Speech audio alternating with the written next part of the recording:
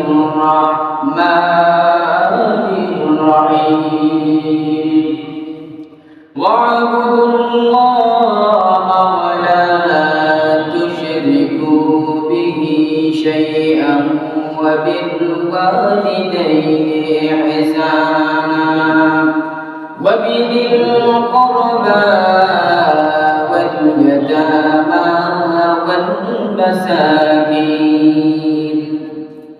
وقال تعالى في شان حبيبه مخبرا وآمرا إن الله وملائكته يصلون على النبي يا أيها الذين آمنوا صلوا عليه وسلموا تسليما.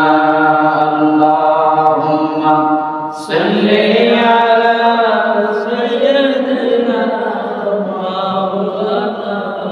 محمد وعلى آله سيدنا مولانا محمد नूर मदीने की जहां रोज़े खैरुल वरा वो तो जन्नत है बल्कि उससे भी औला।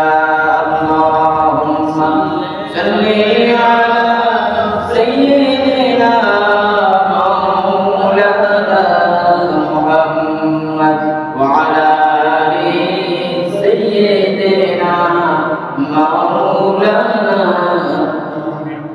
بلغ العلا بكماله كشف الدجى بجماله حسنت جميع خصاله صلوا عليه محمد مصطفى تمہی حبیب پاک داور شفیع عاصیہ مشکل کشائے روز محشر بلغ العلا بکمالہ کشف الدجى بجمالہ حسنت جميع خصاله صلوا عليه.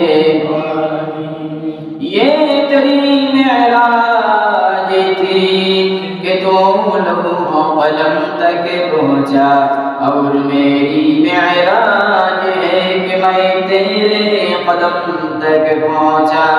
बलगल उला बिकमालिही कशफ الدجى بجماله حسنت جميع خصاله صلوا عليه. উপস্থিত আজকের এই মুনাফার মুতাবারক আল্লাহ পাকের ঘরে যারা সমবেত হয়েছেন সবাইকে অন্তরস্থল থেকে জ্ঞাপন করছি মুবারকবাদ। সবটুকুন শুকরিয়া আদায় করছি সেই মহিয়ান বরিয়ান সর্বশক্তিমান আল্লাহ সুবহানাহু ওয়া তাআলার শাহানশাহে দরবারে যে আল্লাহ সুবহানাহু ওয়া তাআলা আমাদেরকে মায়া করে মহব্বত করে আল্লাহ পাকের বান্দা বানিয়ে নিরেট বান্দা বানিয়ে আল্লাহ সুবহানাহু ওয়া তাআলাকে সিজদা করার জন্য তার তাসবিহ পড়ার জন্য তৌফিক ভিক্ষা দান করেছেন।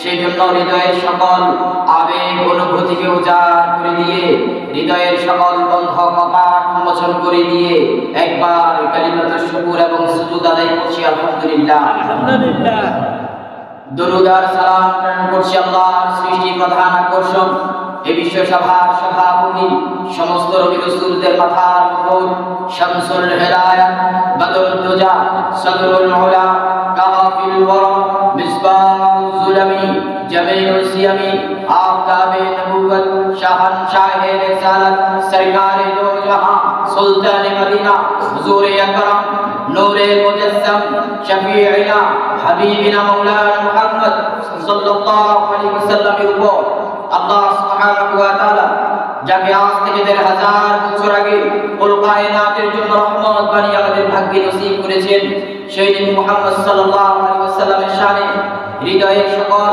আবেগ এবং অনুভূতিকে উজাড় করে দিয়ে হৃদয়ের সকল বন্ধ কপাট উন্মোচন করে দিয়ে পড়ি সাল্লাল্লাহু আলাইহি ওয়াসাল্লাম।